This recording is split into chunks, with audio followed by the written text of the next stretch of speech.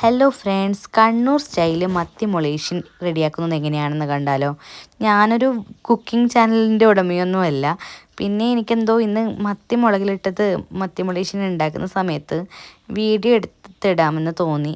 അപ്പം വെറുതെ ഒരു രസം. അപ്പോൾ നിങ്ങളുടെ നാട്ടിൽ നിങ്ങളുടെ ഈ കറിക്ക് എന്താ പേര് പറയുന്നതെന്ന് ഒന്ന് കമൻറ്റ് ചെയ്യണം കേട്ടോ. അപ്പോൾ നമ്മുടെ വെളിച്ചെണ്ണ ഒഴിച്ചതിന് ശേഷം നമ്മുടെ ഇച്ചിരി ഉലുവ പൊട്ടിക്കാനിട്ടിട്ടുണ്ട്. അതിനുശേഷം 2-3 പച്ചമുളക് നീളത്തിൽ അരിഞ്ഞതും ഇഞ്ചി ചെറുതായിട്ട് അരിഞ്ഞതും കൂടി ചേർത്ത് വഴറ്റുക. എന്നിട്ട് ഒരു 5-6 ചെറിയുള്ളി അരിഞ്ഞ് വെച്ചതുണ്ടെങ്കിൽ, ചെറിയുള്ളി തന്നെ വേണം കേട്ടോ, നല്ല ടേസ്റ്റാണ് ചെറിയുള്ളി ഈ മത്തി മൊളീഷ്യത്തിനൊക്കെ ചേർത്ത് കഴിഞ്ഞാൽ. വലിയ സവാളേനേക്കാളും നല്ലതാണ്. അപ്പോൾ എനിക്ക് പേഴ്സണലി ഇതാണ് ഇഷ്ടം, അങ്ങനെയാണ്, അതുകൊണ്ടാണ് ഞാൻ ഇത് ചേർക്കാറുള്ളത്. അങ്ങനെ ചെറിയുള്ളി ചേർത്തിട്ട് വഴറ്റുമ്പോൾ പെട്ടെന്ന് വഴറ്റി വരാൻ വേണ്ടിയിട്ട് ഉപ്പ് ചേർക്കാറുണ്ട്. അപ്പം നമുക്ക് ഉപ്പ് ചേർക്കാം. ഇച്ചിരി ഉപ്പിട്ടാൽ മതിയാവും. അപ്പം ഞാനിവിടെ ചേർക്കുന്നത് കല്ലുപ്പാണ് കേട്ടോ. എൻ്റെ എല്ലാ ഭക്ഷണങ്ങളിലും ഞാൻ കല്ലുപ്പ് തന്നെയാണ് ചേർക്കാറുള്ളത്. നമ്മുടെ ശരീരത്തിനാണെങ്കിലും നാവിൻ്റെ രുചിക്കാണെങ്കിലും കറിയുടെ രുചി കൂടാനൊക്കെ ആണെങ്കിലും കല്ലുപ്പ് തന്നെയാണ് നല്ലതെന്ന് പണ്ടേ എല്ലാവരും പറയുന്നത് കേട്ടിട്ടുണ്ട്. അപ്പം ഞാനങ്ങനെ കല്ലുപ്പിട്ട് കൊടുക്കുന്നുണ്ട്. അപ്പോൾ നിങ്ങൾ എൻ്റെ ഈ ഒരു വീഡിയോ കാണുമ്പോൾ എന്നെ ഒന്ന് സപ്പോർട്ട് ചെയ്യണം കേട്ടോ. എൻ്റെ ചാനലൊന്ന് സബ്സ്ക്രൈബ് ചെയ്യുക, ലൈക്ക് ചെയ്യുക വീഡിയോ ഇഷ്ടപ്പെട്ട് കഴിഞ്ഞാൽ. അതുപോലെ തന്നെ ഇനിയും എൻ്റെ വീഡിയോസ് കാണാൻ വേണ്ടിയിട്ട് ബെൽ ബട്ടൺ ക്ലിക്ക് ചെയ്യുക.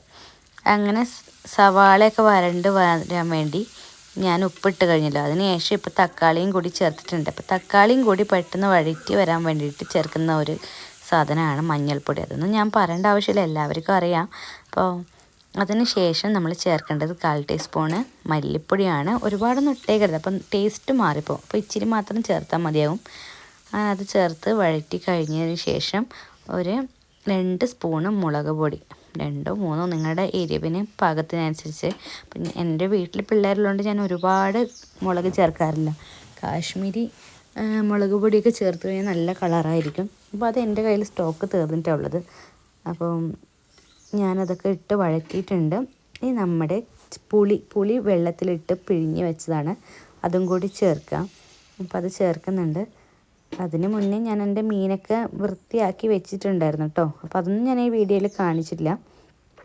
പിന്നെ ചെയ്യേണ്ടത് എന്താണെന്ന് വെച്ചാൽ, നിങ്ങൾക്ക് വേണ്ടുന്ന ക്വാണ്ടിറ്റിയിൽ എത്ര വെള്ളം വേണ്ടതെന്ന് വെച്ചാൽ 1 ഗ്ലാസ് വെള്ളം കൂടി ആഡ് ചെയ്ത് കൊടുക്കാവുന്നതാണ്. അതിനുശേഷം നമ്മുടെ മത്തി വൃത്തിയാക്കി നന്നാക്കി വെച്ചത് ചേർക്കുന്നുണ്ട്. അപ്പോൾ ആവശ്യത്തിന് നിങ്ങൾക്ക് എത്രയാണ് മത്തി വേണ്ടത് അത്രയും ചേർത്ത് കൊടുക്കാം.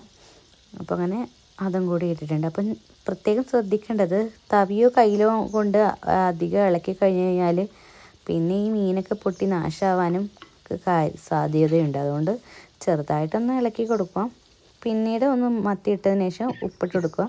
പിന്നെ നമ്മുടെ മെയിൻ സ്റ്റെപ്പ്, കാരണം നമ്മുടെ കണ്ണൂർക്കാരൊക്കെ ഇങ്ങനെയാണ് ചെയ്യാറുള്ളത്, മത്തി മുളകിലിട്ടത് അവസാന നിമിഷത്താണ് ഈ ഒരു വെളുത്തുള്ളി ചേർക്കുന്നതും കറിവേപ്പില ചേർക്കുന്നതും.